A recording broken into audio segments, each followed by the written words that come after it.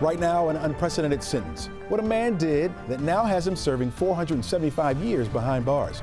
Plus, stolen SNAP benefits, how thieves prey on this program, stealing millions of dollars. And we're helping you save some money even in this tight economy. This is The Take.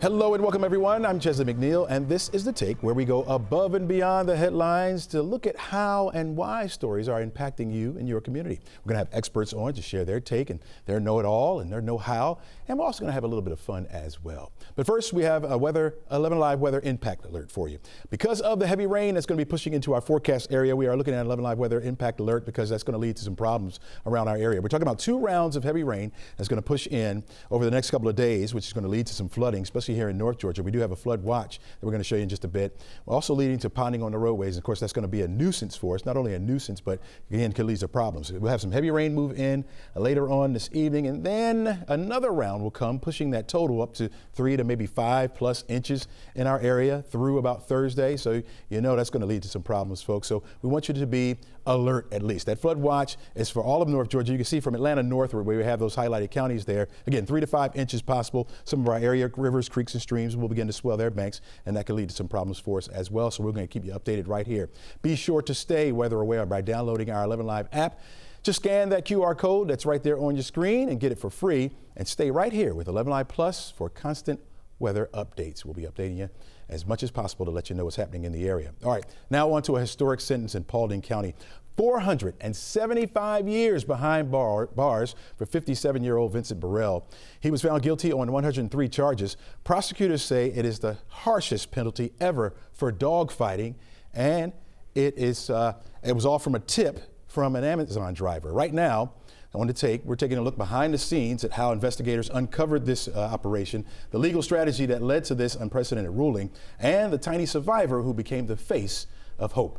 Joining us now is Caitlin Ross to tell us a little bit more about this story. And Caitlin, you talked to, first of all, good morning to you. Good morning. And you talked to the prosecutor exclusively. I did, and this is such an interesting story. We really wanted to bring you behind the scenes because this is completely unprecedented. 475 years in prison. You've never even heard of that kind of a sentence for animal cruelty before. And that's why prosecutors say they really wanted to send a message. We brought Jessica Rock into 11 Alive. She was the prosecutor who worked on this case and explained behind the scenes how it all came together. This is how their investigation started, from a tip from an Amazon driver. We actually originally got notified for this particular defendant with an Amazon driver who drove up in the driveway before a privacy fence was built, saw a lot of dogs in the backyard on these heavy chains, and made a report. And we started an investigation from there. When we see these types of yards set up the way that we do, it's all purposeful. So Caitlin, they could have tried this case in a federal court, but they decided to do it locally in Paulding County. Why? Exactly, and that's such a good question because federally they do have a lot more resources at their disposal, but when they decide to try these cases locally, it means the judges have a lot more sway about how much time people can get. So on the federal level, max sentence 5 years in prison, no matter how many dogs they have. On the local level, those sentences can be per dog. So in this case, there were 107 dogs removed from that property, and prosecutors really wanted to send a message that each one of these dogs was a victim and each one deserved justice. Harm to animals has been something that we have really had to push people to understand that when there's harm to animals in a home, they're often not the only thing that's being harmed. And that is a big concern that the larger society really needs to understand. Usually these types of cases do not exist in and of themselves. Normally there's a lot more going on with people who are abusing animals. How big of a problem is dog fighting here in Georgia? There's only so many of us that are able to do this full time. And honestly, we can't keep up. There are a number of people that are under investigation right now. There are a number of cases waiting to be indicted. That we've already done investigations on, and unfortunately it is very widespread. I get asked all the time, Jessica, how do you do this? And how have you done this for so many years? Because you see this side of humanity that a lot of people don't have to see. but it is these happy stories that make me smile. And I'm not going to say I forget about the bad, because I don't. And that's why we continue to pursue justice for these animals that are treated this way. But I do see the other side of it. So tell us about Baby Shark. She really became the star of this entire story. Our little emotional support dog on scene. We got her out of the cage that she was in the basement of the defendant's home, and she immediately just turned into a different dog. I mean, the photographs we have of her and her very sad face just being trapped in a cage, and then us giving her some attention, it changed who she was immediately. Wow.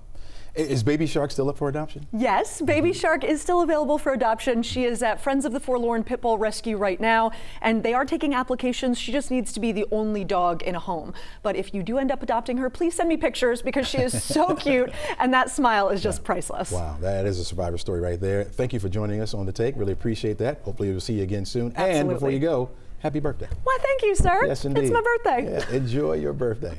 All right, thanks a lot, Caitlin. All right, today, the Roswell community will band together to remember and honor the life of police officer Jeremy Labate. The 24-year-old was shot in the line of duty on Friday night. His department saying he was beloved by all who were blessed to know him as a friend, a husband, a son, and a public servant. There is a public visitation today from 3 to 6 p.m. at the Roswell United Methodist Church on Mimosa Boulevard. That will be followed by a public funeral service tomorrow at 3 p.m. at the same church. Before tomorrow's funeral, there will be a procession from Lebanon Baptist Church through downtown Roswell to Roswell United Methodist Church. The public is invited to line Crabapple Road, Canton Road, Atlanta Street, and Mimosa Boulevard to pay their respects. 23-year-old Edward Espinoza is charged with the murder, accused of shooting Officer Labate, and as he responded to a suspicious person's call. The shooting happened in a parking lot at the Ace Pickleball Club off of Holcomb Bridge Road. All right, we've been talking about this rain that's going to be coming into our forecast area. I do want to show you the forecast for the next couple of days. That alert is going to be for our area for today, or at least this afternoon, and then again for tomorrow. Wednesday is the day that we'll see the heaviest rain in the forecast area. That's where we can see some of that flooding begin to take place. So we'll continue to watch that as we go along. You'll notice our rain sticks around for much of this week. Friday, Valentine's Day, is the only chance we'll get for a break from the rain. We'll be back right after this.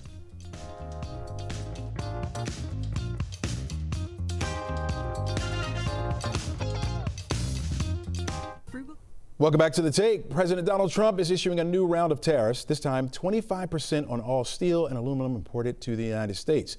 Now, those tariffs come just weeks after the president promised to suspend tariffs on Canada and Mexico. You may recall President Trump put a 10% tariff in place on steel and aluminum during his first administration. Those were without exceptions and exemptions.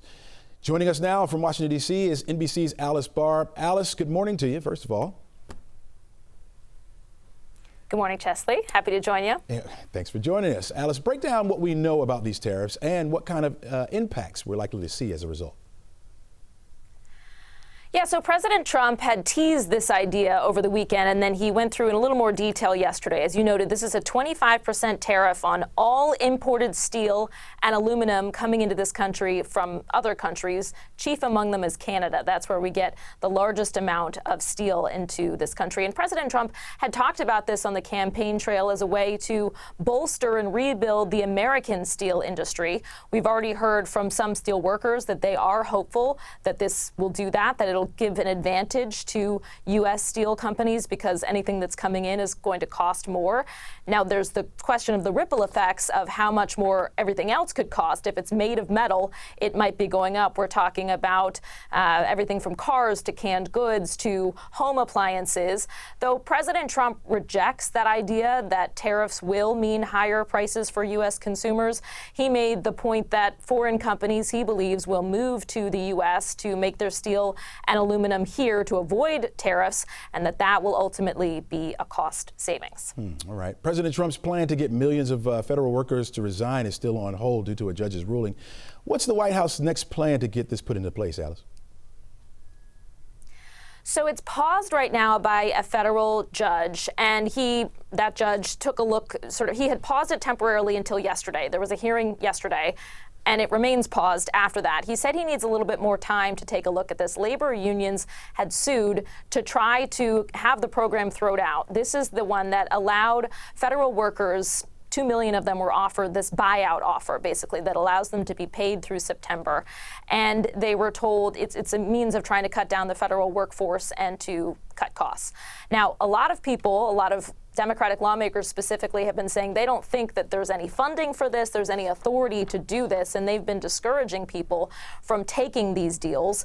About 60,000, 65,000 federal workers have accepted the offer, but then these labor unions filed suit. The judge came in and paused it, and now it's just sort of paused indefinitely until that judge comes back with a broader ruling. And the attempt is to try, by these labor unions, to try to get it blocked and thrown out entirely. Gotcha. Alice, talk to me briefly about Elon Musk and what kind of influence he has on this administration.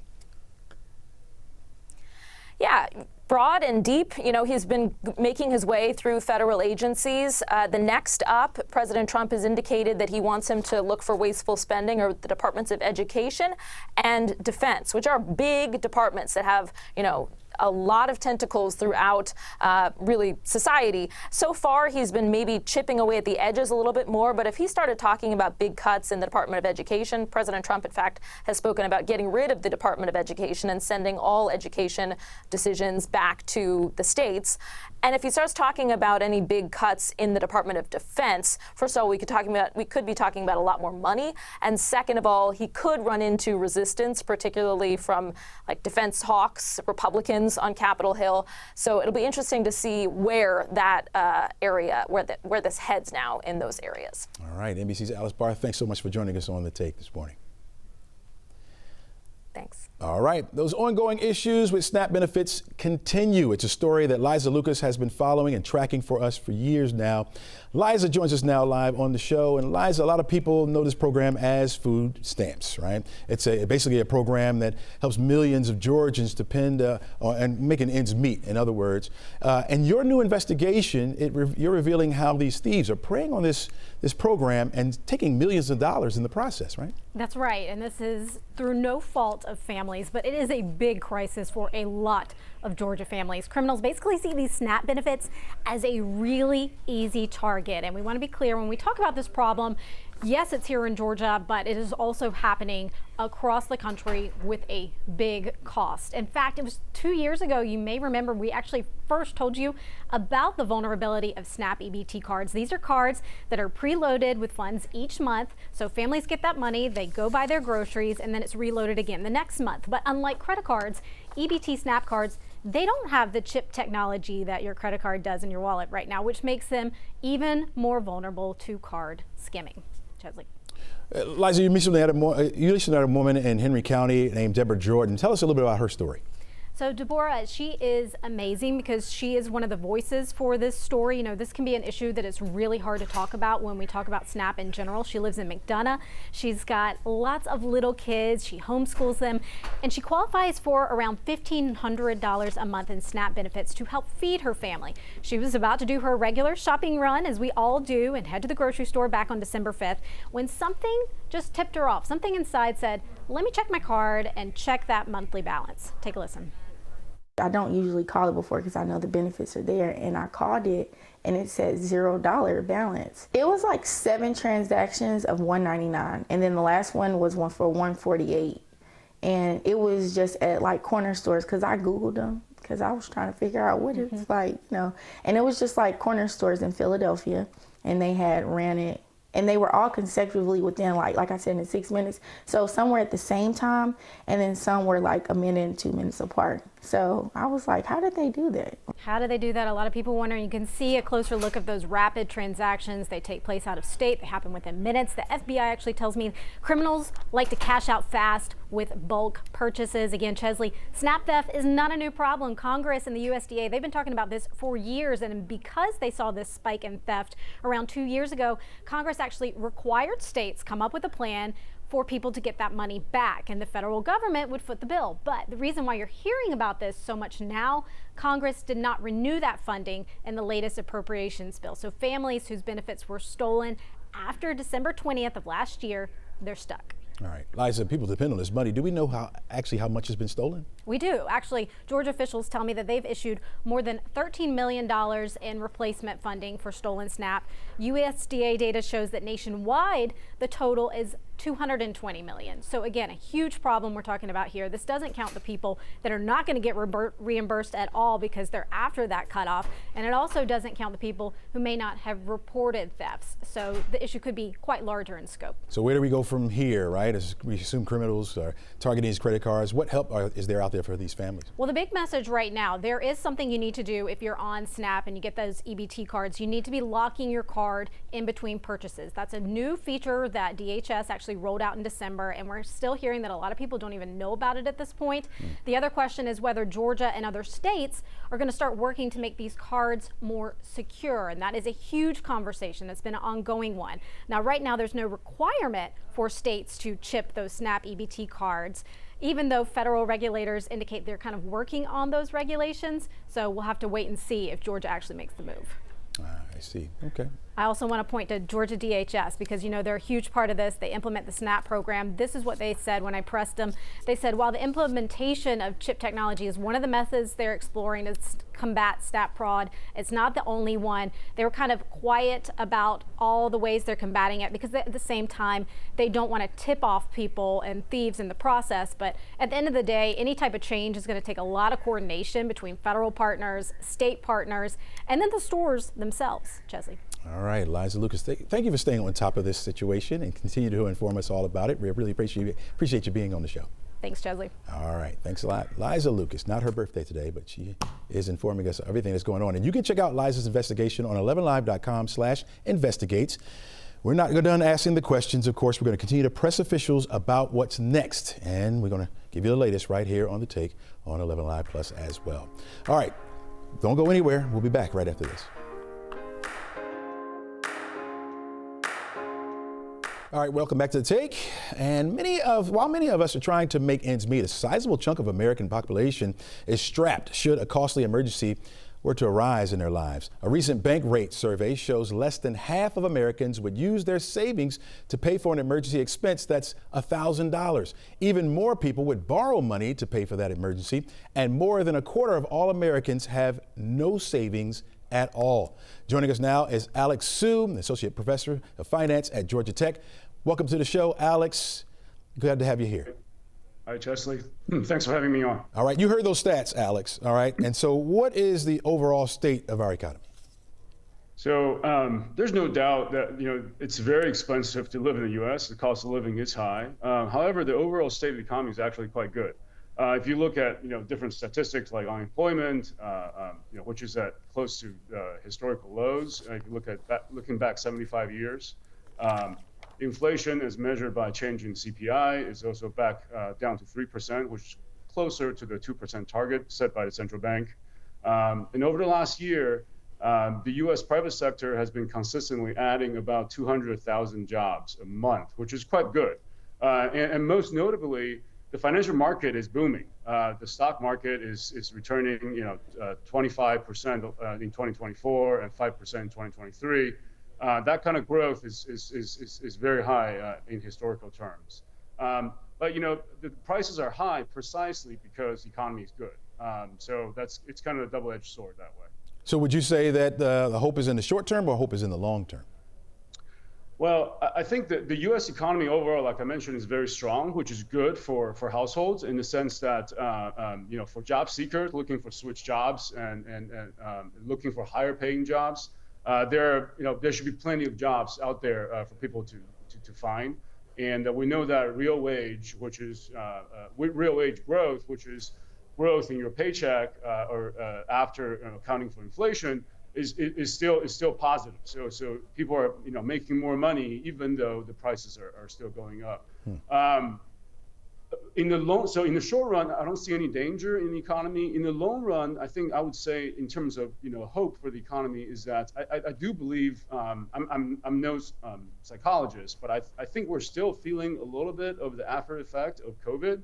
So because of the COVID lockdown and the stimulus package the government sent out, I think we all kind of used to spending on goods and spending for travel after the COVID lockdown was lifted. So that level of consumer spending has not really abated. So we're still spending a lot of money buying stuff, again, paying for travel, and that kind of elevates the price. But I think in the long run, that things should normalize, and the spending level should come down to more like in line with historical averages. Gotcha. So when you say to someone who's on a fixed income who needs to really start building their savings right now? The U.S. financial market, especially the stock market, is possibly the greatest growth engine we'll have ever seen in the history of mankind. Even for people on fixed income, they should have some exposure to the stock market. And I'm not talking about buying individual stocks, like picking like Tesla or whatever, but rather you can invest in the broad market index such as the Nasdaq or the S&P 500, which are they're going to have the market is going to have up and downs. But if you're a long-term investor, the market will go up on average in the long run, right? So you can invest in these market indices through what's called exchange-traded funds or ETFs. Typically, they have very low fees. They often provide a quarterly dividend. These ETFs do. So it makes them very much like a fixed income asset. So that's good for investors, even if they're on fixed income. And also, with higher interest rates now, the 10-year Treasury is yielding at 4.5% annually, and investors can invest in that themselves. You can go to treasurydirect.gov and buy Treasury bonds, and that will provide coupons, every 6 months. And that's a great way for investment. The main thing is you got to take your money out of savings accounts. Savings accounts don't provide you any growth. It's hard to build wealth if you keep your money in savings accounts. All right, Professor Alex Su from Georgia Tech, thanks for joining us. Next time you're on the show, of course, we're going to get some tips from you on how we can quickly build that income, build a next level. Thank you. Need that. Appreciate it. Thanks a lot, Alex. Really appreciate it. All right, another area which is making the wallet seem a little bit thinner is paying for car insurance. Yeah, people here in Metro Atlanta are really feeling the pinch. New numbers show the national average cost for a year of full coverage on car insurance is now more than $2,600. That's about $220 a month. Idaho has the lowest premium, while Florida has the highest premium. Where does Georgia sit? Where we're the 9th highest annual premium. In the metro area, the price tag is a little bit higher. The average annual premium is a little more than $3,100. It's about 0.6% higher from last year. That takes us up nearly 4%, and it takes up nearly 4% of our annual income. And some things which can drive up that cost to make it even higher here in the metro area is insuring teenage drivers, which you probably could guess that, seeing your credit score drop, being convicted of a DUI, or causing a crash, getting into a wreck. All right. Don't go anywhere, folks. We got much more show for you coming right after the break with something to think about. You're watching The Take. We'll be back right after this. All right, welcome back to the show. Here's something to think about. You ever wonder why the MVP of the Super Bowl utters those words, "I'm going to Disney World" or Disneyland after winning a big game? Well, it all started over 3 decades ago when the then CEO of Disney, Michael Eisner, decided to use that quote in an ad. Quarterback Phil Simms of the football Giants, New York football Giants, was the first back in 1987 to do it. He didn't really want to do it, but they paid him $50,000 to do so. Here's what I'm wondering right now. How much do they pay to do that now? Yeah, Jalen Hurts in the big game, just won. How much you think he makes? Just by saying, "I'm going to Disney World." Maybe that's where I'm going after this show. Hey, hope you enjoyed it. Here's your moment of Zen.